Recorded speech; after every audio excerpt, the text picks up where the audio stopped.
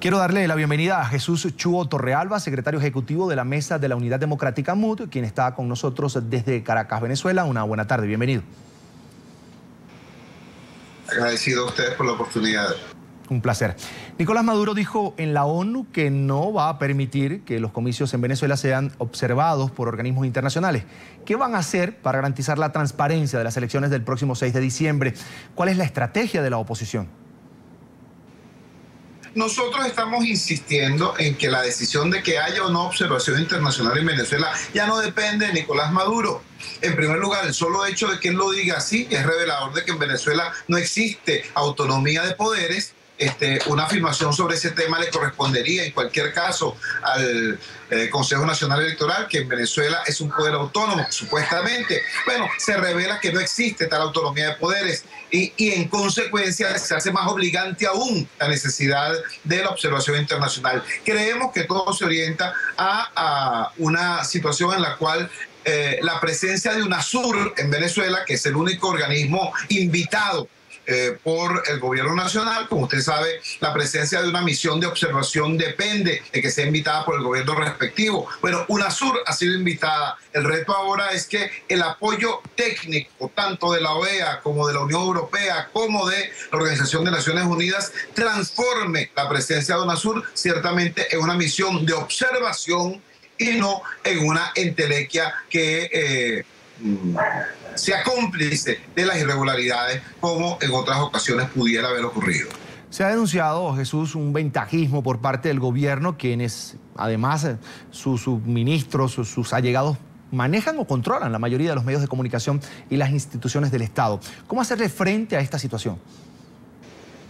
En Venezuela tenemos 17 años enfrentando no al PSUV. El PSUV no existe. El partido de gobierno es una entelequia. El partido de gobierno es una organización creada con fines absolutamente clientelares. Como fuerza política no existe. Lo que nosotros enfrentamos elección tras elección es el poder del petroestado. El adversario que confrontamos es el poder económico de PDVSA y son las posibilidades logísticas de las empresas del Estado. Ese es nuestro adversario electoral. Por supuesto, lo decimos con absoluta claridad.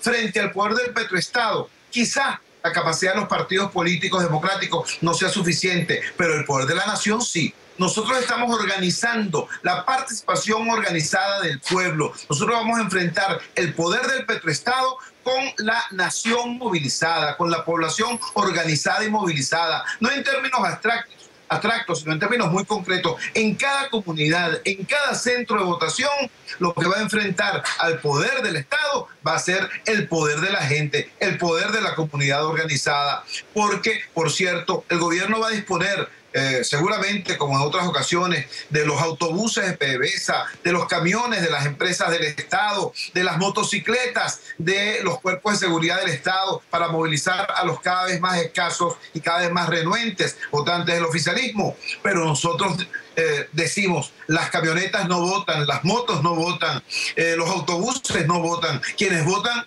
son los ciudadanos. Quien vota es la gente y la gente está harta, la gente quiere cambio. Ahora, ¿la propuesta de la oposición ha encontrado cabida en los medios de comunicación en Venezuela? No, en lo absoluto. Venezuela vive los efectos de lo que el mismo gobierno ha denominado la hegemonía comunicacional. En Venezuela los medios están afectados por la censura o la autocensura. Pongo un ejemplo claro. Ayer, el pasado jueves, se hizo un evento muy importante en Caracas con presencia de todo el liderazgo opositor, presentando la tarjeta única y el comando único de campaña. Una información como esa se vio reflejada en muy escasas primeras planas en la prensa escrita y en brevísimos segundos, si acaso, en una que otra emisión de televisión. Esa es la situación nuestra. Ahora, repito, nosotros hemos sustituido esa capacidad a través de los medios de comunicación para difundir nuestro mensaje por el contacto directo, por la relación directa, estrecha con la ciudadanía. Frente a la hegemonía comunicacional, nosotros hemos incrementado el activismo ciudadano y, por cierto, también el uso intenso de las redes sociales. Jesús, ¿la modificación de los circuitos electorales le resta posibilidades a la oposición? En comicios anteriores se ha denunciado que esta reorganización del aparato o de los circuitos electorales es amañada para afectarlos directamente a ustedes? Agradezco su pregunta porque me permite aclarar ante su audiencia dos cosas. En primer lugar, en las elecciones de hace 5 años, en efecto, el gobierno modificó los límites de los circuitos electorales para beneficiar la posición del oficialismo. Eso ocurrió hace 5 años. En esta ocasión no pudieron hacerlo. Nosotros hicimos, nuestros técnicos electorales hicieron un marcaje a presión del Consejo Nacional Electoral y no pudieron hacerlo. En consecuencia, intentaron una trampa de naturaleza diferente, intentaron alterar las bases poblacionales de los circuitos electorales, tampoco pudieron. Nuestro seguimiento, nuestra denuncia, nuestro enfrentamiento evitó que esa trampa prosperara. En realidad apenas pudieron alterar 4 circunscripciones electorales y aún así estamos ganando en esas 4 circunscripciones.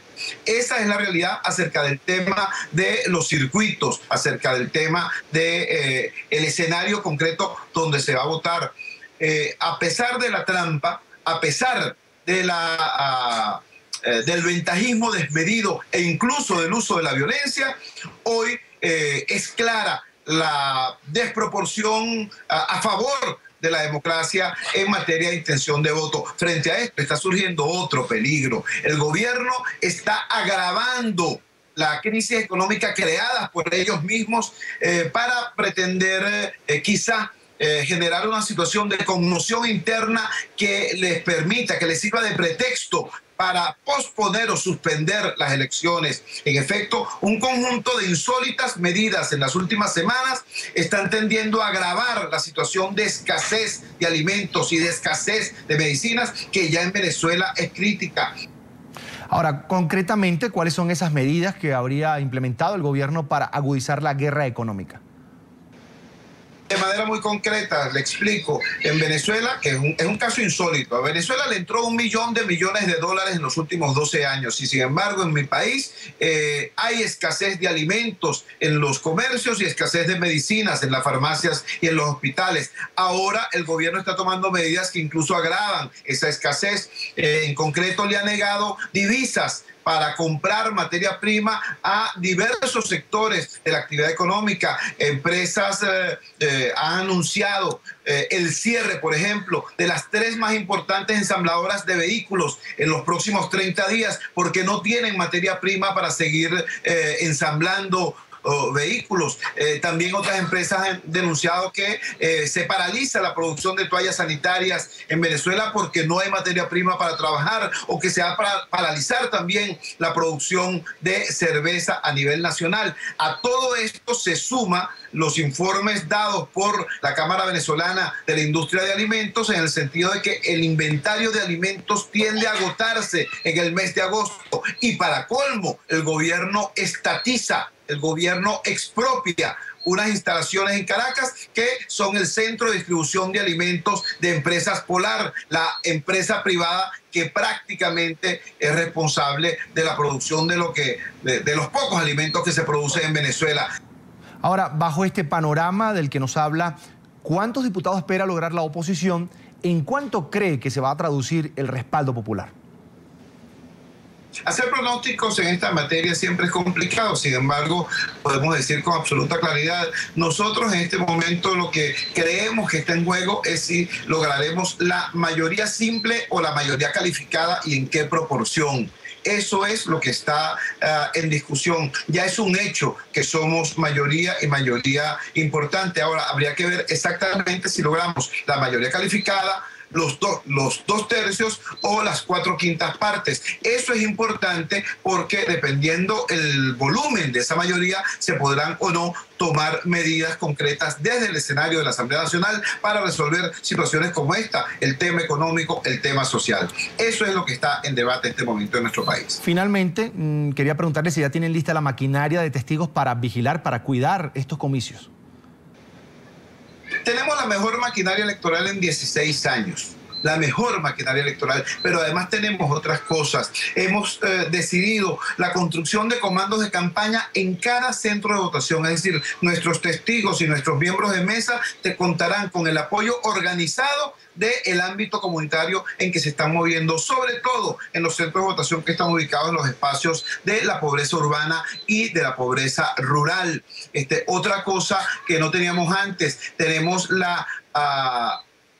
el hecho de que la unidad en Venezuela ha escalado. Antes la unidad era básicamente una unidad de carácter electoral para enfrentarse a un gobierno. Ahora nos hemos transformado en una unidad en torno a un proyecto político de cambio. La oposición va a las elecciones del próximo 6 de diciembre no solamente con un frente electoral, sino también con un conjunto de acuerdos que nos permitirán establecer una fracción parlamentaria única y un conjunto de acuerdos para conducir el Parlamento venezolano desde el año 2016 hasta el año 2021. Es decir, un proyecto de corto, mediano y largo plazo en este sentido. Todo esto no lo teníamos antes.